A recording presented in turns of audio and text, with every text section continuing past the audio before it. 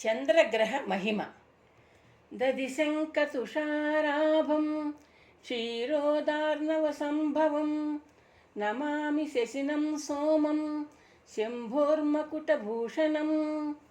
శ్రావ్యంగా, భక్తి రసభరితంగా, భావస్ఫోరకంగా చంద్రస్తోత్రం పఠించిన నిర్వికల్పానంద కళ్ళు తెరచి ప్రశాంతంగా శిష్యుల వైపు చూశాడు. వాళ్ళ ముఖాల్లో శ్రద్ధ, ఆసక్తి, ఆతృత ప్రతిబింబిస్తున్నాయి. ఇప్పుడు చంద్రగ్రహ మహిమను శ్రవణం చేద్దాం. ఓషధులకు అధిపతి అయిన చంద్రుడు మనసు మీద తన ప్రభావాన్ని అధికంగా చూపిస్తాడు. జల విన్యాసం మీద కూడా ఆయన ప్రభావం ప్రధానంగా ఉంటుంది.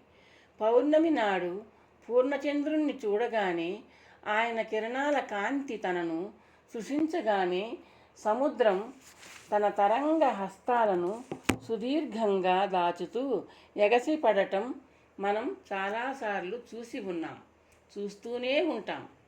గురువుగారు చంద్రగ్రహ వీక్షణ ప్రభావానికి గురి అయిన పురాణ పురుషులు చాలామందే ఉంటారు కదా? శివానందుడు అడిగాడు. నిర్వికల్పానంద చిన్నగా నవ్వాడు. ఇదివరకే పలు పర్యాయాలు మనం చెప్పుకున్నాం. ఈనాడు జరుగుతున్న కథ సాంఘికం, నిన్నటి కథ చరిత్ర, మొన్నటి కథ పురాణం. అంటే సాంఘికం కొత్తది, చరిత్ర కొంచెం పాతది, పురాణం చాలా పాతది అని అర్థం. ఒక అంశం అర్థం కావడానికో, ఒక ఆదర్శాన్ని అర్థం చేసుకోవడానికో గతించిపోయిన వ్యక్తుల కథల్ని లేదా చరిత్రల్ని లేదా పురాణాల్ని చెప్పుకోవడం ఆచారం. మనం ఏ వ్యక్తి చరిత్ర స్వీకరిస్తామో ఆ వ్యక్తి రామాయణ, భారత, భాగవతాది పురాణ ఇతిహాసాలలో పేర్కొనబడిన వ్యక్తే అయి ఉండనవసరం లేదు. కావ్యాలలో, ప్రబంధాలలో దర్శనమిచ్చే వ్యక్తుల గాథలు చెప్పుకోవచ్చు. అర్థమైందన్నట్లు తలలు ఊపుతున్న శిష్యుల్ని నిర్వికల్పానంద చిరునవ్వుతో చూశాడు. చంద్రగ్రహ మహిమను ఆలకించడానికి పురాణ సాహిత్యంలో కాకుండా తదనంతరం సాహిత్యంలో కనిపించే వ్యక్తిగతను మనం ఉదాహరణంగా స్వీకరించి చెప్పుకుందాం. తదనంతర సాహిత్యం అంటే ఆ గాథ ఏ గ్రంథంలో ఉంది గురువుగారు? సదానందుడు అడిగాడు. మీరు బృహత్ కథ అనే గ్రంథం పేరు విన్నారా? నిర్వికల్పానంద అడిగాడు. శిష్యులందరూ మొహాలు చూసుకొని తలలు అడ్డంగా ఊపారు.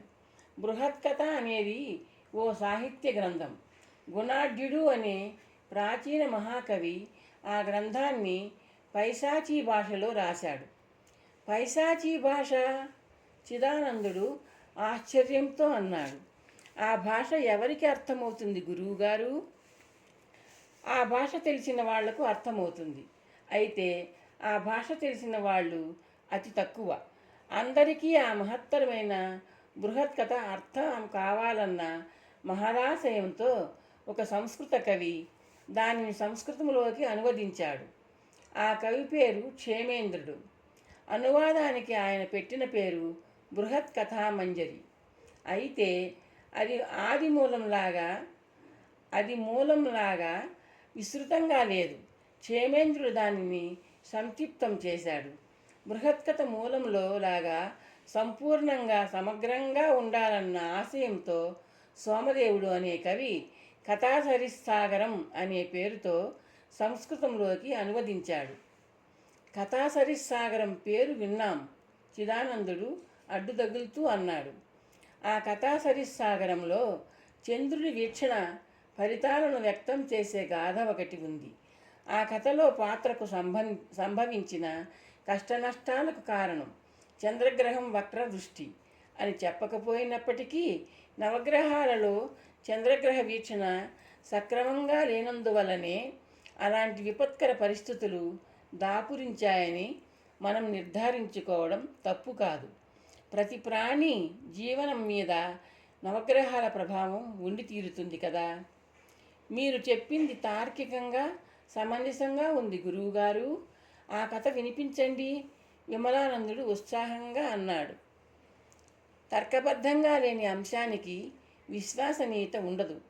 వినండి. పాటలీపుత్రం రాజధానిగా రాజు యోగానందుడు పరిపాలించేవాడు. అతనికి ఒక్కడే కొడుకు. అతని పేరు హిరణ్యగుప్తుడు. యువకుడైన హిరణ్యగుప్తుడు మృగయా వినోద ప్రియుడు. ఒకసారి అతను వేటకు వెళ్ళాలని సంకల్పించాడు అంటూ నిర్వికల్పానంద చెప్పసాగాడు. యోగానంద మహారాజు మందిరంలో మంత్రి శకటాలుడితోనూ ఆస్థాన జ్యోతిష్కుడితోనూ సమావేశమై ఉన్నాడు. యువరాజు హిరణ్యగుప్తుడు అక్కడికి వచ్చాడు.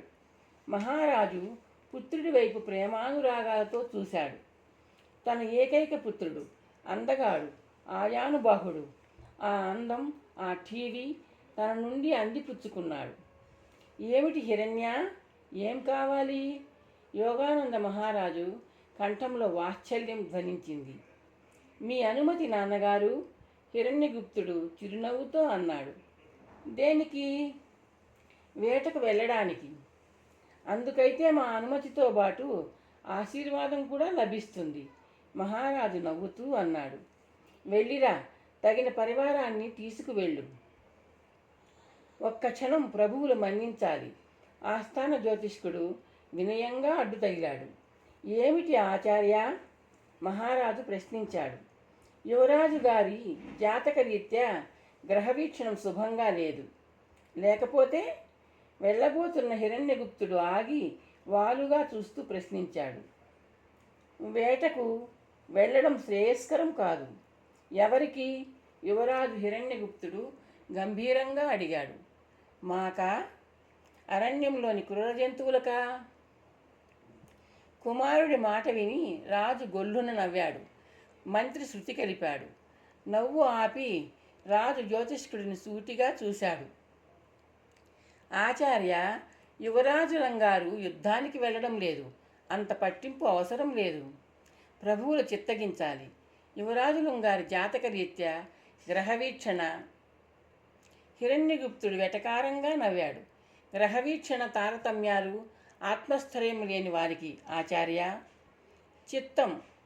కానీ మురుగయా వినోదం ముగించుకుని వచ్చి మీ వాదనలో పసలేదని నిరూపిస్తాను అంటూ హిరణ్యగుప్తుడు తండ్రి వైపు తిరిగి నమస్కరించాడు.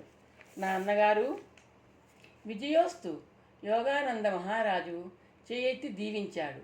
హిరణ్యగుప్తుడు నిష్క్రమించాడు. మహారాజు చూపులు జ్యోతిష్కుడి వైపు తిరిగాయి.